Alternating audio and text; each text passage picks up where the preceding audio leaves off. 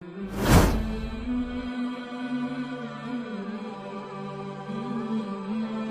مفتی صاحب پھر اس روایت کا کیا معنی اور مفہوم ہوگا، اور اس کی کیا حقیقت ہوگی کہ نبی علیہ السلام نے فرمایا تھا کہ عمار کو ایک باغی گروہ قتل کرے گا، جبکہ عمار رضی اللہ تعالیٰ عنہ تو حضرت امیر معاویہ کے گروہ سے ہی شہید ہوئے ہیں؟ یہ آپ کو کسی نے کہہ دیا کہ حضرت امیر معاویہ کے گروہ سے شہید ہوئے ہیں؟ اس روایت کو ذرا توجہ سے پڑھیں۔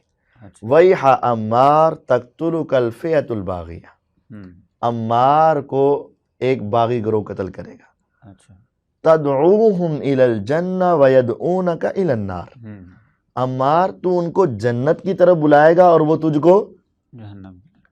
تو یہ حدیث آپ اس گروہ پر فٹ کر رہے ہیں، ذرا توجہ رکھیں، ذرا ہوش کریں کہ کیا حضرت معاویہ رضی اللہ عنہ اور ان کا سارا گروہ جو تھا وہ جہنم کی طرف بلانے والا تھا؟ نہیں۔ کیا حضرت معاویہ رضی اللہ عنہ اور ان کا سارا گروہ کیا وہ جہنم کی طرف بلانے والا تھا؟ جہنم کی طرف بلانے والا نہیں۔ اس کا مطلب یہ ہے کہ اس روایت سے مراد یہ پورا گروہ نہیں ہے۔ ہاں، اس کی حقیقت میں آپ کو سمجھا دیتا ہوں۔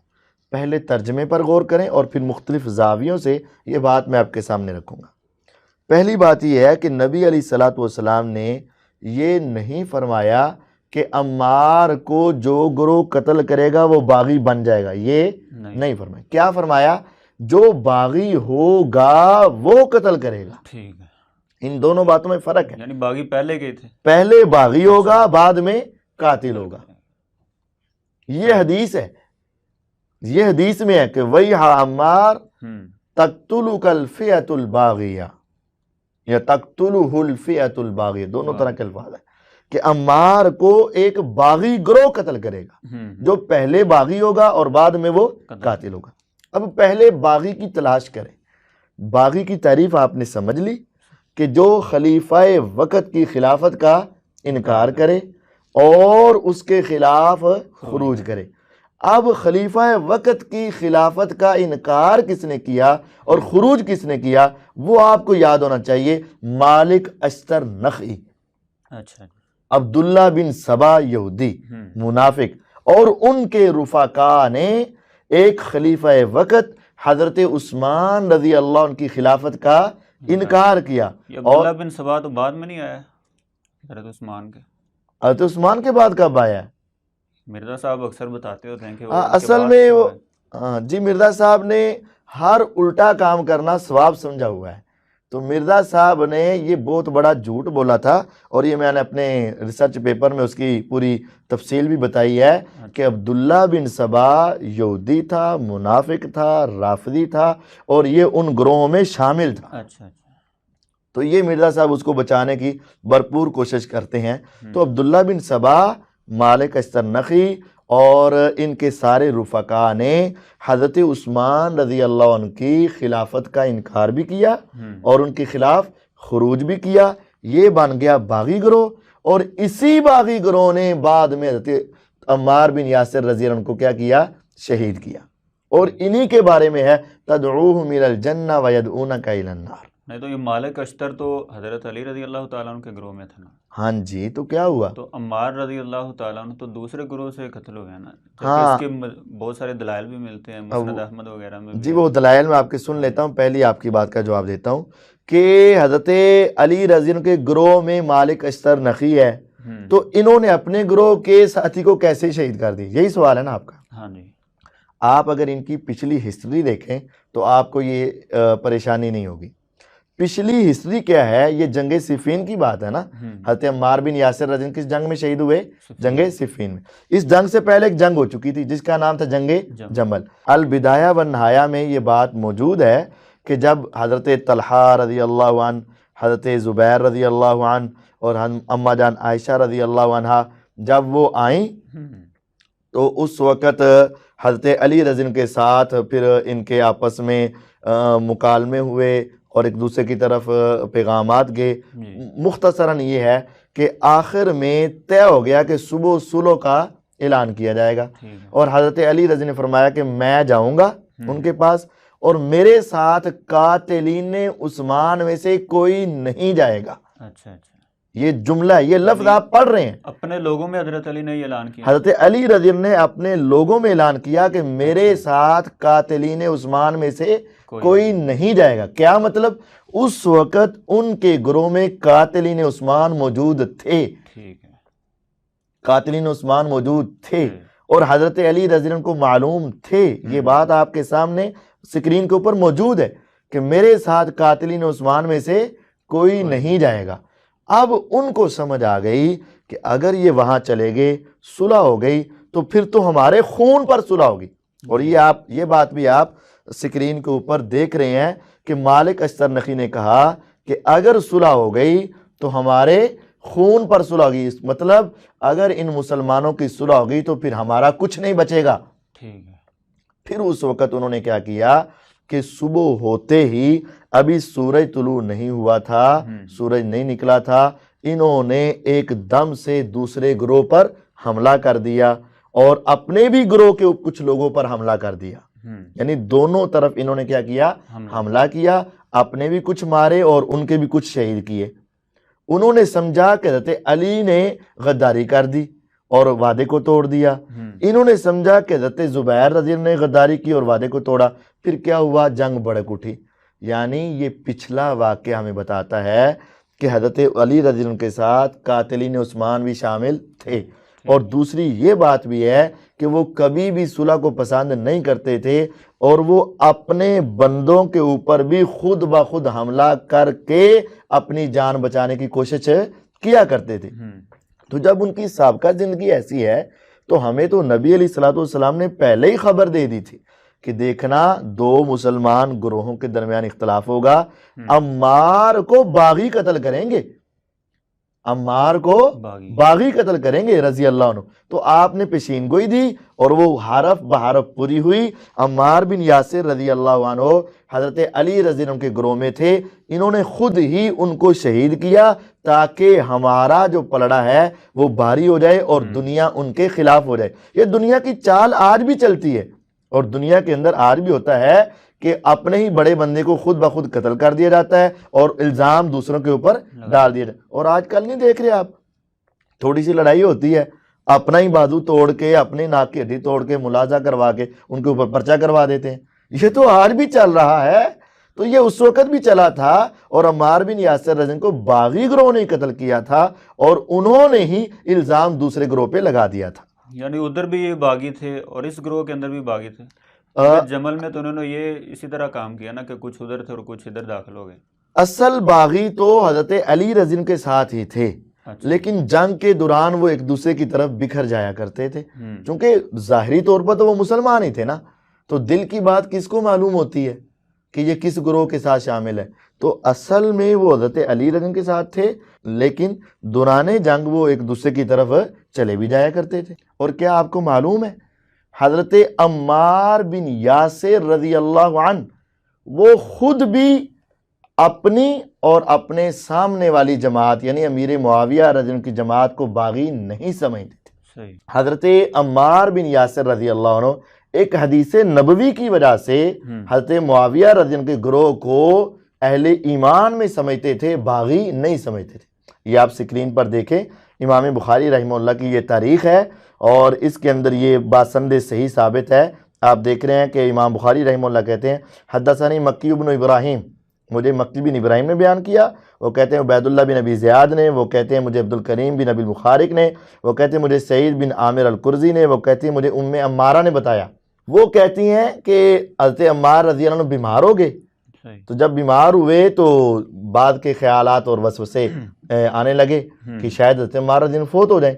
تو عمار رضی اللہ تعالیٰ نے کہا لا اموت فی مرضی، میں اپنی اس بیماری میں فوت نہیں ہوں گا. کیوں؟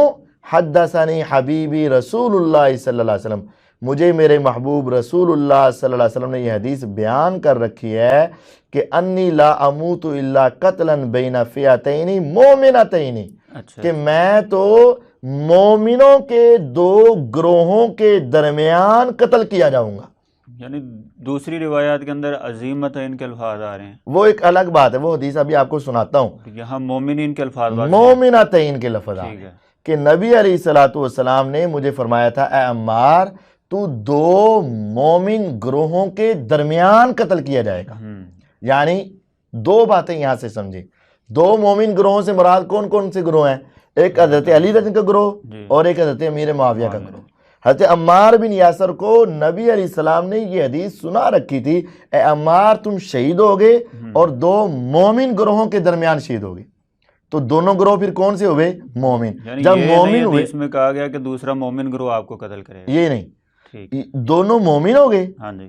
تو پھر وہ باغی نہ ہوئے، کیونکہ جو مومن ہوتا ہے وہ باغی نہیں. جب باغی ہوتا ہے تو وہ ایمان اور اسلام کو اپنی گردن سے اتار دیتا ہے.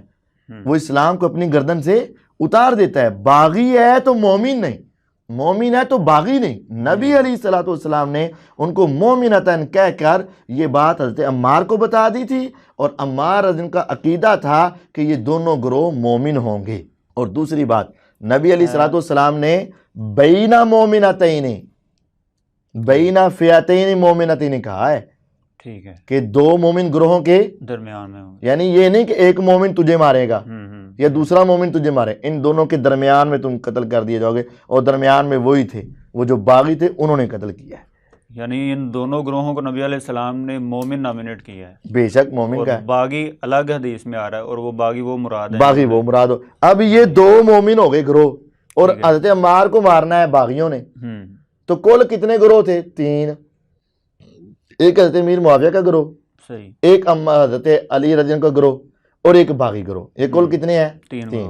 باغی گروہ جو حضرت عثمان رضی اللہ عنہ کی بغاوت کرنے والا تھا، اس نے حضرت عمار کو شہید کرنا تھا. تو وہ بغاوت کرنے کے بعد وہ اس دنیا سے چلا تو نہیں گیا تھا. وہ کہاں تھا بھلا؟ حضرت عمار رضی اللہ عنہ کے گروہ کے اندر ہی شامل تھا، علی رضی اللہ عنہ کے گروہ کے اندر ہی شامل تھا. تو یہ علی اور معاویہ کے گروہوں کو حدیث میں مومنتین کہا گیا، اور وہ باغی تھے، اور حدیث میں یہی کہا گیا کہ باغی گروہ ہی قتل کرے گا، اور انہوں نے قتل کیا.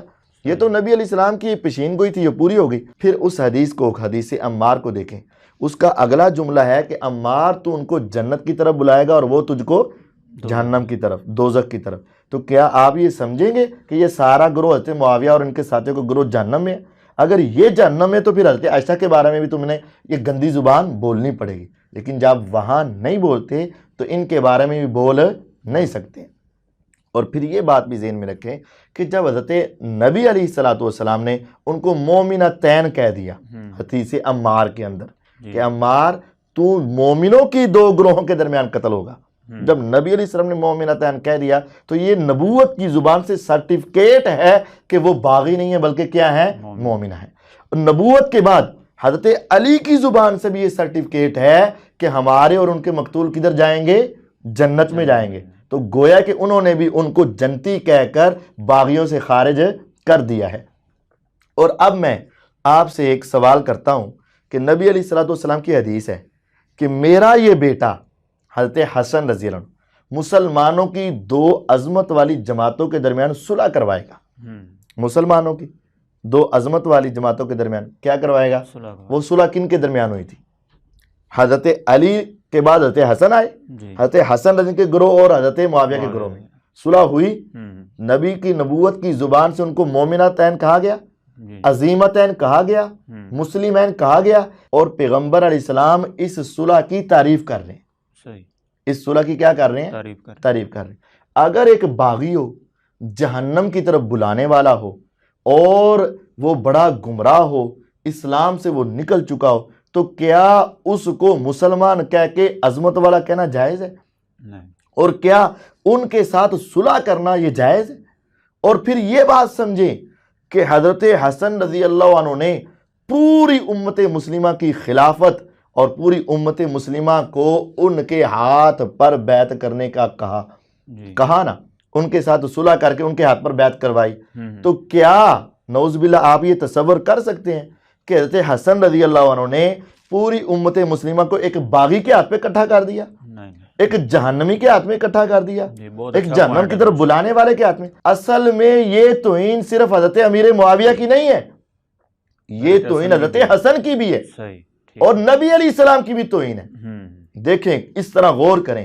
جو شخص یہ کہتا ہے کہ حضرت معاویہ باغی تھے تو حضرت حسن نے آ کے ان کی بیعت کر لی، ان کے حق میں بیٹھ گئے، تو باغی کے حق میں بیٹھنے والا بھی تو غلط ہوا نا پھر. نعوذ باللہ ان ظالموں کے دلوں میں حضرت حسن کی بھی دشمنی ہے اور یہ ان کو بھی توہین کرتے. اسی وجہ سے آپ کبھی جلدی ان کی زبانوں سے حسین کے نعرے تو سنیں گے لیکن حسن کے نعرے نہیں سنیں گے رضی اللہ عنہما. یعنی اس وقت بھی انہوں نے مخالفت کی تھی اس وقت بھی مخالفت کی تھی, ٹھیک ہے, اور آج بھی غلطی, آج بھی اس کو غلطی سمجھ رہے. اور بعض لوگ یہ بھی سمجھتے ہیں انہوں نے کچھ شرائط شروط طے کی تھیں اور پھر وہ پوری نہیں ہوئی تھی. یہ ایک الگ مضمون ہے, میں بتاؤں گا کہ یہ دنیا میں کتنا بڑا جھوٹ بولا جاتا ہے. اور مرزا صاحب نے بڑے بلنڈر چھوڑے ہوئے ہیں یہاں, شرائط والے بھی. یہ شرائط والا بھی جھوٹ ہے, اس کی پوری تفصیل انشاءاللہ الگ کے کلپ کے اندر ہم ریکارڈ کروائیں گے. تو یہ دیکھیں کہ نبی علیہ الصلوۃ والسلام ان کو اہل ایمان میں شامل کر رہے ہیں, اہل اسلام میں شامل کر رہے ہیں. علی رضی اللہ عنہ ان کو جنتی سمجھ رہے ہیں. نبی علیہ الصلوۃ والسلام نے ان کو جنت کی ضمانتیں دی ہوئی ہیں. یہ کیسے باغی بن سکتے ہیں؟ صرف سمجھنے کی ضرورت ہے. چونکہ وہ حضرت عثمان کے جو قاتل تھے وہ ان کو اچھے لگتے ہیں, اس وجہ سے یہ ان کی بغاوت پہ پردہ ڈال کے ان کو باغی بنانے کی کوشش کرتے ہیں, بس اور کچھ نہیں. تو یہ ذہن میں رکھیں کہ امیر معاویہ رضی اللہ عنہ وہ بھی حق پر تھے, حضرت علی رضی اللہ عنہ بھی حق پر تھے, لیکن علی زیادہ حق پر تھے اور وہ کم حق پر تھے. باغی ان میں سے کوئی نہیں تھا, دونوں ہی جنتی گروہ ہیں.